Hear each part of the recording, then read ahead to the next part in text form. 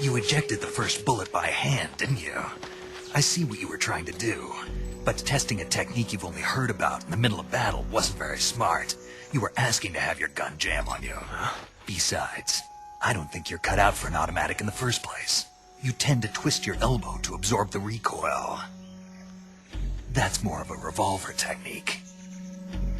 You filthy American dog!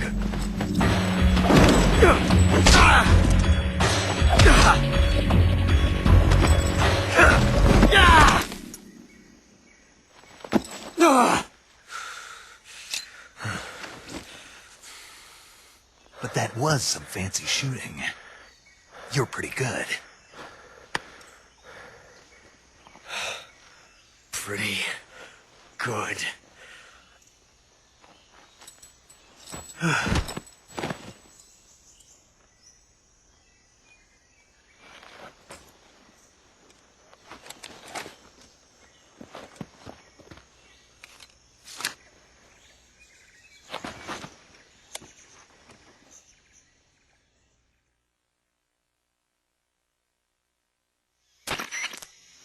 Major, do you read me? I read you. Snake, you all right?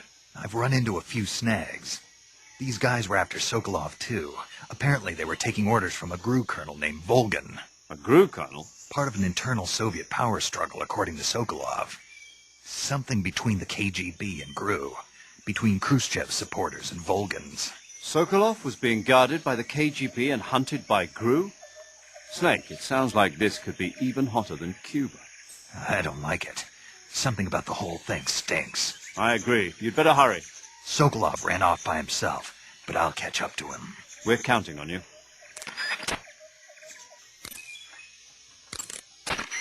Snake, stay alert. The KGB and GRU both have their sights set on Sokolov.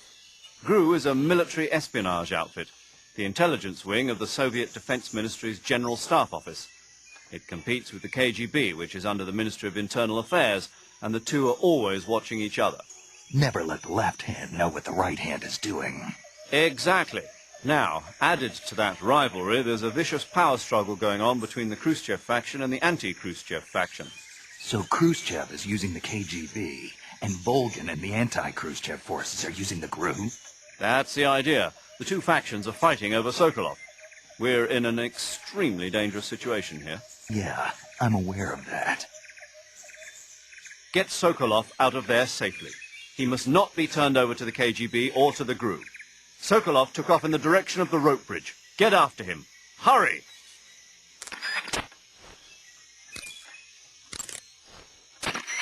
Major, have you been able to contact the boss? No. You really think it's bad reception? We're looking into it. Major. Snake, you've got more important things to worry about than contacting the boss. Right now, Sokolov is out there wandering around the jungle alone. What are you going to do if he gets caught by the enemy? We're still looking into why we lost contact with the boss. I'll let you know as soon as we find anything out. In the meantime, it's your job to find Sokolov and get him to safety. Got it?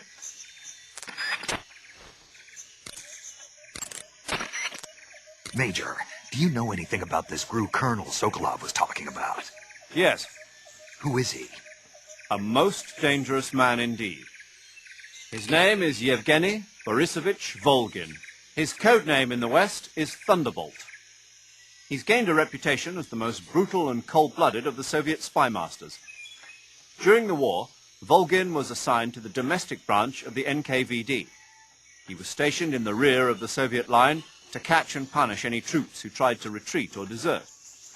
He's also notorious for his accomplishments in anti-guerrilla operations in the Ukraine and the Baltic states. Apparently, he likes to boast that he disposed of over 100,000 anti-communists. We also know that he was instrumental in putting down the 1953 insurrection in East Germany and the 1956 uprising in Hungary. He is truly a fearsome man. There's no telling what he might be plotting. Be careful. I will.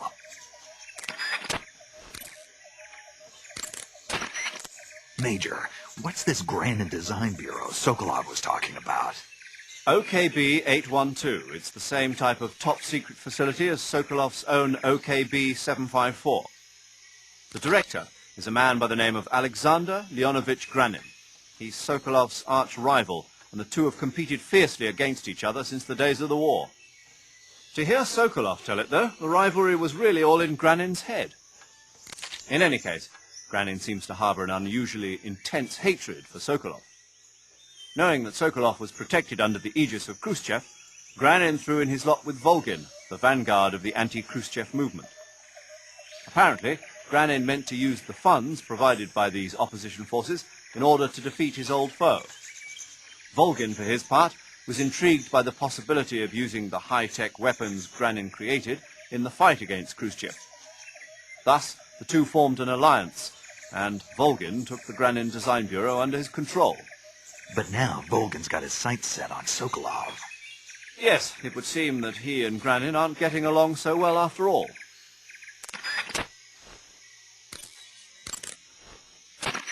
By the way, Snake, what were you doing back there?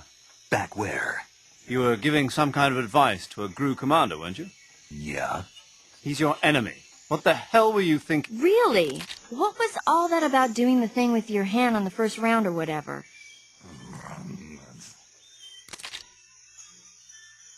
Whenever he put a new clip in his gun, he'd always load the first round by hand, whether there was a round left in the chamber or not. It's a technique they teach in the Middle East. By making sure there's always a round in the chamber, you eliminate the risk of pulling the trigger with nothing to fire. He must have heard about it from someone or read it somewhere. In any case, he probably wanted to try it out for himself. And he was obviously motivated by vanity to show off his new technique. That's when you make mistakes. The battlefield is an unforgiving place. The only techniques you can rely on are the ones you've mastered through experience and practice. Uh-huh. And what were you saying about him being more suited to revolvers? When he fired, he was bending his elbow sharply to avoid the recoil. It looked like he wasn't aware he was doing it, but that habit can be either a fatal flaw or a gift. What do you mean? Automatic weapons use recoil to operate, so if you don't let the recoil hit you, it interferes with the operating cycle of the gun. Basically, he shouldn't be trying to avoid the impact like that. But with a revolver, there's no need to let the recoil hit you. Just the opposite. Avoiding the recoil lets you reduce the strain on your hand and arm. That kid might just be handy with a high-caliber revolver. Handy? Are you listening to yourself? What do you mean? He's the enemy. Why are you giving him advice? Snake. I don't know. For some reason, I couldn't help but point it out to him. Snake, are you all right? Yeah.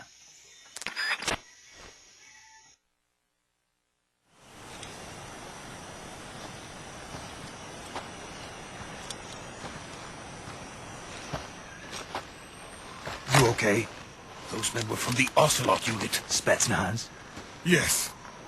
The best crew has to offer. They're coming for me.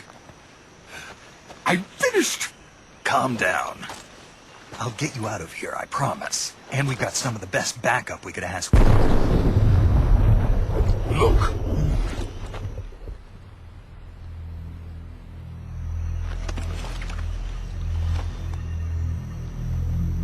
That's what they were making you build. Yes.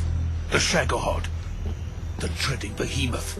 A tank capable of launching nuclear IRBMs. It can launch nuclear missiles from that kind of terrain? Oh, yes.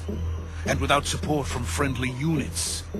A nuclear-equipped tank capable of operating solo.